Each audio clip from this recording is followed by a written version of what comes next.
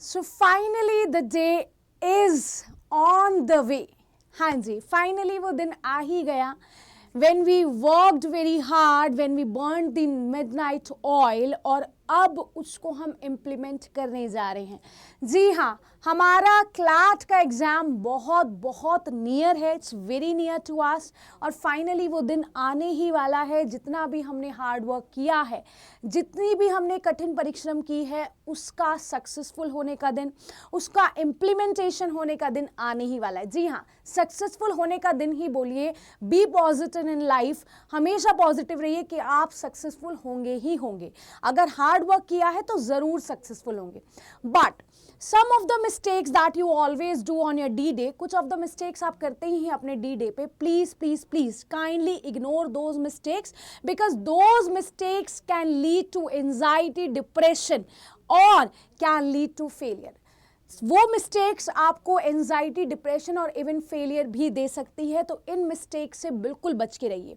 What are those mistakes? I hope सब लोगों ने अपना अपना एग्जाम सेंटर देख लिया होगा।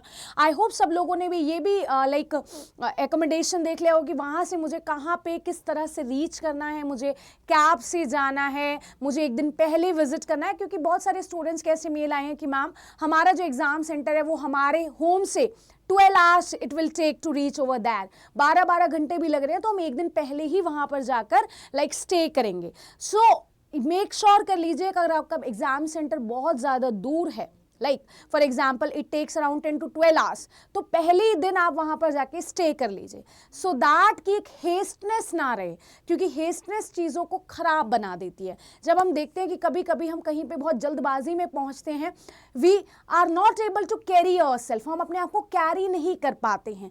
तो प्लीज़ इन मिस्टेक्स को ज़रूर इग्नोर कीजिएगा, अवॉइड कीजिएगा। What are the mistakes that you guys do on a D-Day? Number 1, never ever reach late. कोशिश कीजिएगा कि आप 1 PM तक पहुंच जाएं।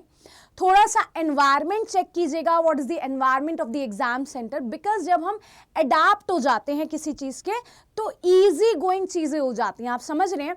फॉर एग्जाम्पल आप कहीं पार्टी में जा रहे हैं, तो एकदम से जब हम एकदम से वहाँ पर पहुँचते हैं, ऑल ऑफ द सडन हम वहाँ पर रीच करते हैं, तो चीज़ें बहुत ऑकवर्ड सी होती हैं, बहुत नई नई सी चीज़ें होती हैं। फैमिलियर होना बहुत ज़रूरी हो जाता है। जब थोड़ा देर हम टाइम स्पेंड कर लेते हैं तो हम फैमिलियर हो जाते हैं। इसी वजह से यही यहाँ पर भी रीज़न है, अगर आप एग्जाम सेंटर पे 1 PM या बिफोर दैट पहुंच जाएंगे, you reach that before 1 PM, सो आप बहुत ज़्यादा एक शांत, एक पीसफुल फील करेंगे वहाँ पर जाके। आप अडाप्टिव हो जाएंगे, आप फैमिलियर हो जाएंगे वहाँ के एनवायरनमेंट से, which is very required at that particular time. You guys can relax also, आप रिलैक्स भी कर पाएंगे, आप चीज़ों को देख पाएंगे, समझ पाएंगे कि हाँ यहाँ पर मैं इस तरह से अडाप्ट या फैमिलियर हो सकता हूँ या हो जाऊँगा। क्योंकि आफ्टर ऑल यार वो बहुत बड़ा दिन है आप लोगों के लिए, और आफ्टर ऑल वो जगह भी बहुत बड़ी है आप लोगों के लिए। आप अपना जो हार्ड वर्क है वहाँ पर इम्प्लीमेंट करने जा रहे हो, तो उससे फैमिलियर होना, अडाप्टिव होना बहुत ज़्यादा ज़रूरी है। So never ever reach late, late बिल्कुल मत पहुँचेगा। दूसरा, रिलैक्स कीजिएगा, सेंटर को एनालाइज कीजिएगा, वहाँ के एनवायरनमेंट को, वहाँ के सर्कमस्टांसेस को, वहाँ की सिचुएशन को एनालाइज कीजिएगा। ओवर कॉन्फिडेंट बिल्कुल मत होइएगा। मैनी ऑफ द स्टूडेंट्स मैंने देखा है, बहुत सारे एस्पिरेंट्स क्या सोचते हैं, अरे 15 मिनट का रास्ता है, ईजिली पहुंच जाऊंगा, आराम से निकल जाऊंगा। करते हैं हम लोग, वी गाइस, हम भी करते थे अपने स्कूल टाइम में, अपने एग्जाम टाइम में, कि ठीक है मुझे पता है 15 मिनट ही लगेंगे, 15 मिनट ही तो लगेंगे, मैं पहुंच जाऊंगा। लेकिन कभी कभी ट्रैफिक आ जाता है, किसी चीज़ में हम स्टक हो जाते हैं, है ना?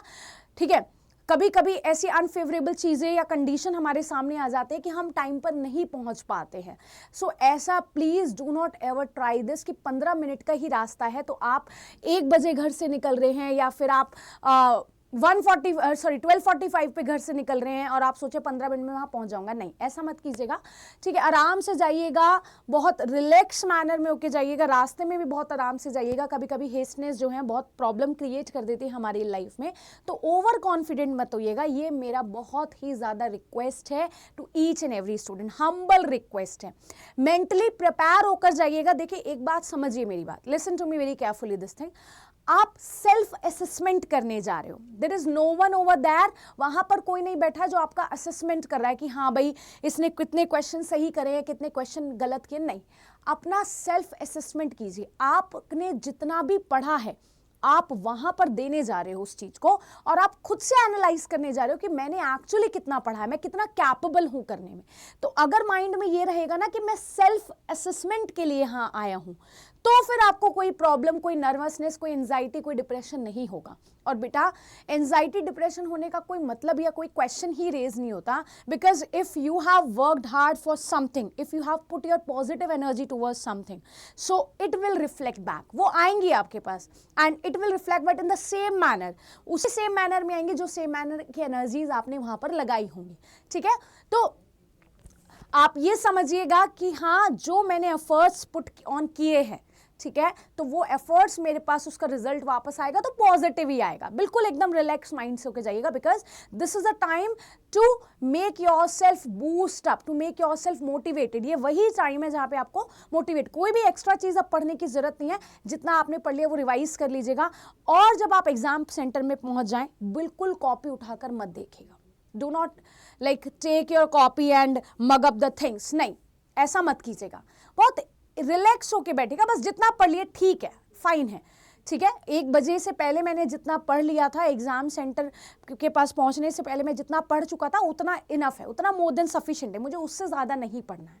ठीक है, तो मगअप मत कीजिएगा कि यार फटाफट से कॉपी खोल लेता हूँ और मैं मगअप कर लेता हूँ, नहीं, ऐसा मत कीजिएगा। वो एक प्रॉब्लम क्रिएट कर जाएगा माइंड में ना, एक इशू आ जाएगा कि यार अब यार हो मैं तो ये भी नहीं पढ़ पाया, हो मैं तो ये भी नहीं पढ़ पाया, तो वो क्या है ना, it can lead to anxiety, वो एंजाइटी में कन्वर्जन हो सकता है उस चीज का। जितना पढ़ लिया बहुत है, बहुत मेहनत की है मैंने, ठीक है, तो मेंटली प्रिपेयर करके जाइएगा खुद को।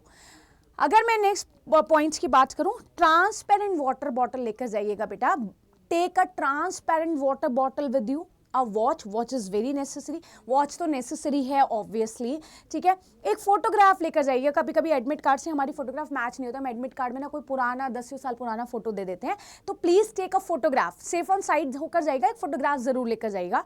Please take your Aadhaar card with you. मैं जब भी बाहर जाती हूँ ना, इवन मैं अगर घर से भी बाहर जाती हूँ तो I always carry my Aadhaar card with me, ठीक है। दिस इज योर आइडेंटिटी, ये आपकी आइडेंटिटी है, आपकी आइडेंटिफिकेशन है, तो जरूर लेकर जाएगा।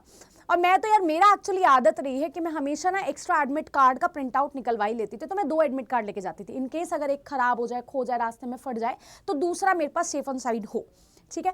कोई फालतू के एक्स्ट्रा पेन ले जाने की जरूरत नहीं है। कभी कभी ना पता है क्या होता है, मेरे तो साथ होता है, मैं बहुत सारे पेन ले जाती हूँ, फिर मैं एग्जाम में अच्छा ये वाला यूज करूँ, ये वाला यूज करूँ, नहीं, do not even try to take any extra pen, बस 3 या 3 to 4 पेन्स आर इनफ, वो भी इनफ है ना, उससे ज्यादा ले जाने की। और चेक करके जाइएगा पहले पेन, ऐसे नहीं जल्दबाजी में उठा कर लेगा, उनको चेक नहीं किया आपने, ठीक है।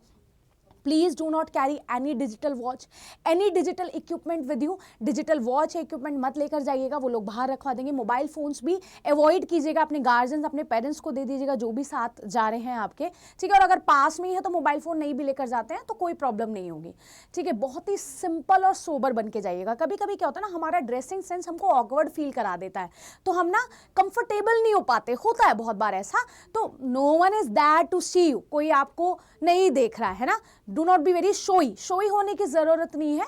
बी वेरी सिंपल और बी वेरी सोबर, बहुत सिंपल और सोबर, जिसमें आप कंफर्टेबल फील हो, जो फिट इन टू हो जाए, ठीक है।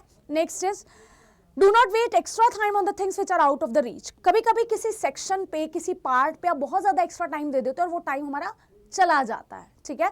फिर हम सेकंड सेक्शन या सेकंड पार्ट पे हम फोकस नहीं कर पाते हैं, तो प्लीज इस चीज को भी अवॉइड कीजिएगा। अपना एक्स्ट्रा टाइम बिल्कुल मत डेडिकेट कीजिएगा, never ever dedicate your extra time on the things which are out of the reach. जो आपके रीच के बाहर हो, वहां पर आप एक्स्ट्रा टाइम बिल्कुल मत दीजिएगा, ठीक है। कोई सेक्शन हो जाता है, जब पैसेजेस पढ़ते हैं, तो कोई पैसेज अगर नहीं समझ में आ रहा है, कोई क्वेश्चन नहीं समझ में आ रहा, तो उसको स्किप कर दीजिए, उसको लास्ट में अटेम्प्ट कीजिए। सबसे पहले क्वेश्चंस अटेम्प्ट कीजिए जो क्वेश्चंस आपको आते हैं, you are very confident at those particular questions, पहले वो क्वेश्चंस अटेम्प्ट करने हैं। And my dear students, break a leg all of you, all the very best. बहुत अच्छे से करके आइएगा exam, and definitely you will achieve success, definitely you will be at the paramount, definitely, ठीक है। अगर मेहनत की है, कहीं पॉजिटिव एनर्जी लगाई है, तो वो वापस भी आएगी, ये 100% नहीं 200% मैं श्योर हूँ इस चीज़ को लेकर। So thank you so much everyone, this is all about this session. ऐसी अपडेट्स के लिए हमारे साथ बने रहिएगा। All the very best, break a leg.